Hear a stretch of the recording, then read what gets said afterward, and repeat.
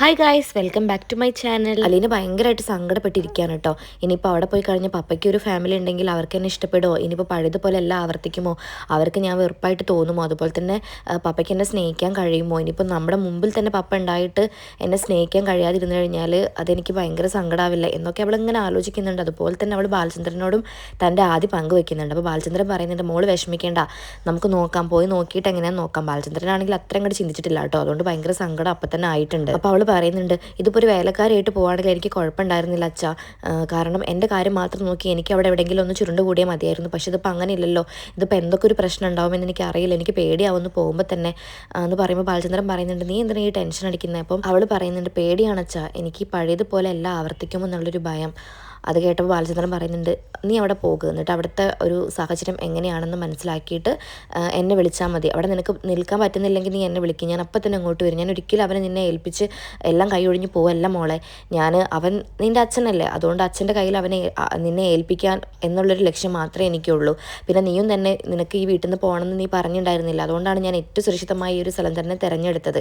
പക്ഷേ നിനക്ക് അവിടെ നിൽക്കാൻ പറ്റുന്നില്ലെങ്കിൽ നീ എന്നെ വിളിക്കണം, ഞാൻ അപ്പം തന്നെ വന്ന് നിന്നെ കൂട്ടിക്കൊണ്ട് പോയിക്കോളാം. അത് കേട്ടപ്പോൾ എനിക്ക് ഭയങ്കരമായിട്ട് ആശ്വാസം തോന്നുകയാണ് കേട്ടോ. അതുവരെ ഉണ്ടായിരുന്ന ആദ്യമൊക്കെ പെട്ടെന്ന് പോയ പോലെ അവൾക്ക് തോന്നുകയാണെങ്കിൽ പോലും ഒരു പേടി ഉള്ളിലുണ്ട് എവിടെയോ. പിന്നീട് കാണിക്കുന്നത് വൈജയാണ് കേട്ടോ. വൈജ നേരെ നെടുമ്പുറയിലേക്ക് വരികയാണ്. ഇനി അവിടെ അടക്കി ഭരിക്കാം എന്നുള്ളൊരു ധാരണയിലാണ് വരുന്നത്. ബാലചന്ദ്രനെയും മുൾമുനയിൽ നിർത്തണം എന്നൊക്കെയുള്ള ഒരു വാശി അഹങ്കാരം കൊണ്ട് തന്നെയാണ് കേട്ടോ വരുന്നത്. എവിടെ അതിനൊരു കുറവുണ്ടായിട്ടില്ല. പക്ഷേ ഇനി അങ്ങോട്ട് എന്തൊക്കെ സാഹചര്യങ്ങളിലൂടെ വൈജ കടന്നു പോകണം, എന്തൊക്കെ മാനസികാവസ്ഥയിലൂടെ കടന്നു പോകണം എന്നൊന്നും വൈജയ്ക്ക് ഇപ്പോൾ മനസ്സിലാവുന്നില്ല കേട്ടോ. നമുക്ക് എന്തായാലും ആ കാര്യങ്ങളൊക്കെ കാത്തിരുന്ന് തന്നെ കാണാം. മനു ആണ് കേട്ടോ വൈജയെ നെടുമ്പുറയിലേക്ക് കൊണ്ടാക്കുന്നത്. അപ്പോൾ മനുവിനോട് വൈജയന്തി പറയുന്നുണ്ട്, ഞാൻ ഇറങ്ങാൻ പോകും. അത് കേട്ടപ്പോൾ മനു പറയുന്നുണ്ട്, ഓ ഇറങ്ങിക്കോളൂ, എന്തായാലും വിജയ് ശ്രീലാളിതയായിട്ടല്ല ഇറങ്ങുന്നത്, ഒരുപാട് പേരുടെ കണ്ണീരുണ്ടായിരിക്കും, അതുപോലെ തന്നെ ഒരുപാട് ആൾക്കാരെ കണ്ണീര് കുടിപ്പിച്ചിട്ടുണ്ടായിരുന്നില്ലേ.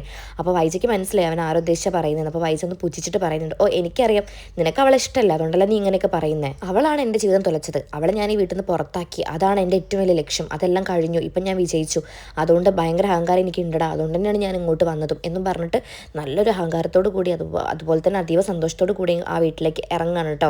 മുന്നിലാണെങ്കിൽ ചെയറിൽ രോഹിത് ഇങ്ങനെ ഫോണിൽ കളിക്കുകയായിരുന്നു. രോഹിത് ആണെങ്കിൽ പണ്ട് അലീനയും ഇവരെല്ലാവരും കൂടെ പുറത്ത് പോയിട്ട് ഒരുപാട് ഹാപ്പി ആയിട്ടുള്ള വീഡിയോസും കാര്യങ്ങളൊക്കെ കണ്ണ് നിറയ്ക്കുകയാണ് കേട്ടോ. അവന് ഭയങ്കര വിഷമമുണ്ട് അലീന പോയതിൽ. പക്ഷേ മുന്നിൽ വൈജ വരുന്നതൊന്നും അവൻ കണ്ടിട്ട് പോലും ഇല്ല. അങ്ങനെ വൈജ അവിടെ വന്നിട്ടൊന്ന് ജസ്റ്റ് കൊട്ടുന്നുണ്ട്. അപ്പോൾ പെട്ടെന്ന് അവൻ ഞെട്ടി എണീക്കുന്നുണ്ട്. ആ അമ്മയോ? അപ്പം വൈജ പറയുന്നുണ്ട്, ആ ഞാൻ തന്നെ. വൈജ ഭയങ്കര ദേഷ്യത്തിലും വാശിയിലും അതുപോലെ ഭയങ്കര പുച്ഛത്തിലുമാണ് കേട്ടോ. എല്ലാവരെയും ഒന്ന് പാഠം പഠിപ്പിക്കണം എന്നുള്ള ധാരണയിലൂടെയാണ് അങ്ങോട്ട് വന്നത്. ഇത്രയും കാലം പോയിട്ട് വളർത്തിയ മക്കൾ പോലും തന്നെ തള്ളി പറഞ്ഞില്ലേ, ഭർത്താവിനും വേണ്ട, അതൊക്കെ അവൾ കാരണമല്ലേ. ഇനി എന്തായാലും ഇവരെന്തായാലും ഒരു പാഠം പഠിപ്പിക്കണം എന്നൊക്കെയുള്ള ഒരുപാട് അഹങ്കാരത്തോടു കൂടിയാണ് വൈജ ആ വീടിന്റെ പടി കയറുന്നത്. വൈജയെ കണ്ടപ്പോൾ രോഹിത് ചോദിക്കുന്നുണ്ട്, അമ്മമാരൊന്നും ഇല്ലേ, അമ്മ ഒറ്റയ്ക്കാണോ വന്നേ, അമ്മമാരൊക്കെ എന്തിനാ എൻ്റെ വീട്ടിലേക്ക് വരാൻ, എനിക്കറിയില്ലേ, എന്നെ നീ പഠിപ്പിക്കാൻ നിൽക്കണ്ട എന്നും പറഞ്ഞിട്ട് പെട്ടി സാധനങ്ങളൊക്കെ താഴത്തേക്ക് കയറുമ്പോൾ പറയുന്നുണ്ട്, ആ നശൂലം പോയല്ലോ, ഇനി ഈ വൈജ ആരാണെന്ന് ഞാൻ കാണിച്ചു തരാം എന്നും പറഞ്ഞ അഹങ്കാരത്തോടു കൂടിയാണ് അകത്തേക്ക് കയറുന്നത്. അപ്പോൾ ഈ സൗണ്ടൊക്കെ കേട്ടിട്ട് ബബിത അകത്തുനിന്ന് വരുന്നുണ്ട് പുറത്തേക്ക്. അമ്മേനെ കണ്ടപ്പോൾ അവളുടെ മുഖം പെട്ടെന്ന് മാറുന്നുണ്ട് കേട്ടോ. അത് കണ്ടപ്പോൾ വൈജയ്ക്ക് ഭയങ്കരമായിട്ട് ദേഷ്യം കൂടുകയാണ്. അമ്മയെ കണ്ടപ്പോൾ ബബിത ചോദിക്കുന്നുണ്ട്, ആ അമ്മ വന്നോ? അത് കേട്ടപ്പോൾ വൈജ നല്ല ദേഷ്യത്തോടു കൂടെ പറയുന്നുണ്ട്, പിന്നെ എനിക്ക് ഇങ്ങോട്ട് വരേണ്ടത് എൻ്റെ വീടല്ല, നശൂലായിരുന്നല്ലോ ഇവിടുത്തെ ശല്യം, അവൾ പോയല്ലോ, അതെന്നെ വലിയ സമാധാനം. അത് കേൾക്കുമ്പോൾ ബബിതയ്ക്ക് നന്നായിട്ട് ദേഷ്യം വരുന്നുണ്ട്. കാരണം ഒന്നാമത് അവരെല്ലാവരും ഭയങ്കര സങ്കടത്തിലാണ് അലീന പോയതിൻ്റെ. അതിനിടയിൽ കൂടി ഈ അമ്മ വന്ന് എല്ലാവരെയും ഭ്രാന്ത് പിടിപ്പിക്കുകയാണ്. അതൊക്കെ അവൾക്ക് ഭയങ്കരമായിട്ട് ബുദ്ധിമുട്ടാവുന്നുണ്ട് കേട്ടോ. അവളുടെ മുഖഭാവം കണ്ടപ്പോൾ വൈജ വീണ്ടും അവളോട് ദേഷ്യത്തോടെ ചോദിക്കുന്നുണ്ട്, എന്താടി എന്നെ ദേഷ്യത്തോടെ നോക്കി പേടിപ്പിക്കുന്നത്? ആ നശൂലം പോയതിൻ്റെ സങ്കടമാണോ നിങ്ങൾക്കൊക്കെ? നിങ്ങൾക്ക് എന്താ പ്രാന്താണ്? അത് കേട്ടപ്പോൾ അവൾ പറയുന്നുണ്ട്, ഈ അമ്മ വന്ന് കയറിയപ്പോൾ തന്നെ തുടങ്ങി, നിങ്ങൾക്ക് അവിടെ ഇങ്ങനെ നിന്നോടായിരുന്നോ, എന്തിനാ ഇവിടേക്ക് വന്നത് എന്ന് പറഞ്ഞ് അവൾ ദേഷ്യത്തോടെ ഇങ്ങനെ പറയാണ് കേട്ടോ. അപ്പോഴേക്കും കൃഷ്ണമോളൊക്കെ അകത്തുനിന്ന് പുറത്തേക്ക് വരുന്നുണ്ട്.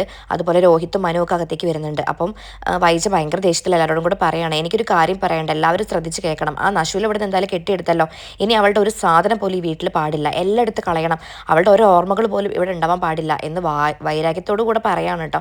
അത് കേൾക്കുമ്പോൾ മനു പുച്ഛത്തോടെ പറയുന്നുണ്ട്, ഓ ആൻറ്റി വന്നു, അപ്പം തന്നെ ഭരണം അങ്ങോട്ട് കയ്യിലെടുത്തല്ലേ, പിന്നല്ലാതെ ഇത്രയും കാലം എവിടുന്നോ വലിഞ്ഞു കയറി വന്നൊരു നശൂലം അവളായിരുന്നു ഈ വീട് ഭരിച്ചിരുന്നത്, ഇനി ഇത് എൻ്റെ വീടല്ലേ, ഞാനാണ് ഇനി ഭരിക്കാൻ പോകുന്നത്, കണ്ടറിഞ്ഞോളൂ. അത് കേട്ടപ്പോൾ മനു പറയുന്നുണ്ട്, അത്രയ്ക്കൊക്കെ വേണോ ആൻറ്റി, ഒന്നും അടങ്ങിക്കൂടെ?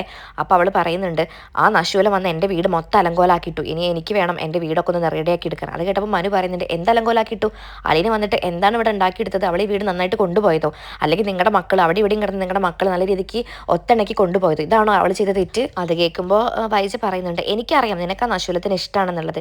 അപ്പം മനു ചിരിക്കുകയാണ് കേട്ടോ. അപ്പോൾ അവൾ പറയുന്നുണ്ട്, എന്തിനാ നീ ചിരിക്കുന്നത്, എന്നെ കളിയാക്കാണോ? അത് കേട്ടപ്പോൾ മനു പറയുന്നുണ്ട്, കളിയാക്കൊന്നുമല്ല, ആൻറ്റി ഇപ്പോൾ നന്നായിട്ട് തിളയ്ക്കുന്നുണ്ടല്ലോ, കുറച്ച് കഴിഞ്ഞ് ഒരുപാട് സത്യങ്ങളൊക്കെ ആൻറ്റി അറിയുമ്പോൾ ആൻറ്റിയുടെ അവസ്ഥ ആലോചിച്ച് ചിരിച്ചു പോയതാ.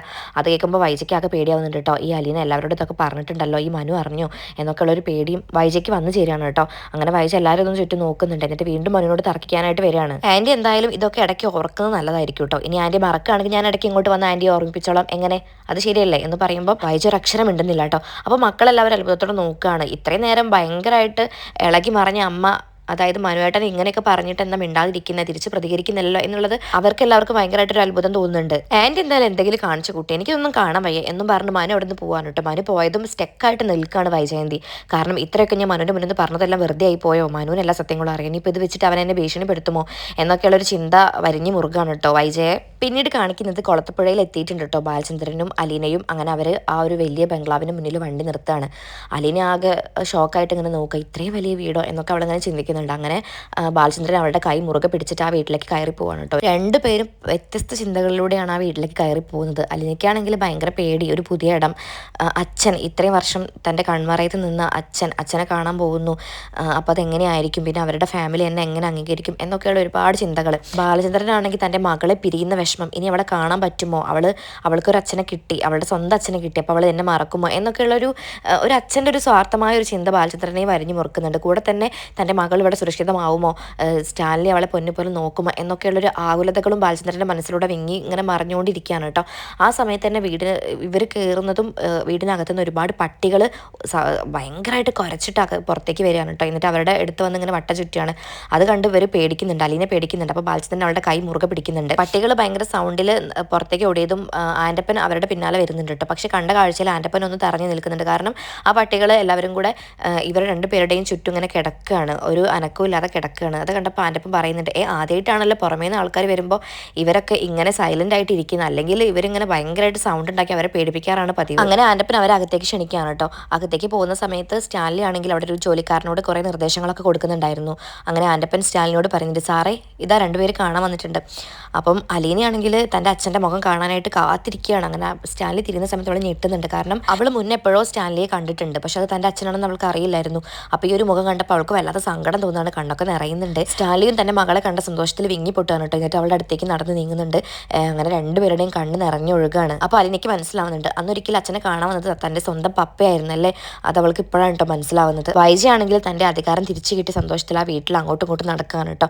കൃഷ്ണമോളാണെങ്കിൽ റൂം പോയിരുന്ന് ഭയങ്കര കരച്ചിലായിരുന്നു. അമ്മ വന്നപ്പോഴും കൂടുതൽ ആ ഒരു രംഗം വളരെയധികം നെഗറ്റീവോട് കൂടെ കടന്നു പോവാണ്. കാരണം അലീന പോയ സങ്കടത്തിൽ അവർ നിൽക്കുന്ന സമയത്താണല്ലോ അമ്മയുടെ വരവ്. അമ്മ പഴയത് വീണ്ടും ഓർമ്മിപ്പിക്കുന്ന പോലെ അവർക്ക് തോന്നിയത്. അങ്ങനെ അവൾ പൊട്ടി പൊട്ടി കരയാണ്. ബബിത അതുപോലെ തന്നെ കരയുന്നുണ്ട്. രോഹിത്തും ഭയങ്കര സങ്കടത്തിലാണ്.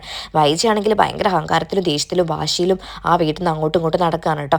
അപ്പം നമുക്ക് അടുത്ത എപ്പിസോഡിൽ നോക്കാം എന്തായിരിക്കും പപ്പയും മകളും ആദ്യമായിട്ട് കാണുമ്പോഴുള്ള അവരുടെ എക്സ്പ്രഷനും കാര്യങ്ങളും സംസാരവും ഒക്കെ നമുക്ക് നോക്കാം. അപ്പോൾ എൻ്റെ ചാനൽ ആദ്യമായിട്ട് കാണുന്നവരാണെങ്കിൽ സബ്സ്ക്രൈബ് ചെയ്യാൻ ഒരിക്കലും മറക്കരുത് കേട്ടോ. Okay bye, thank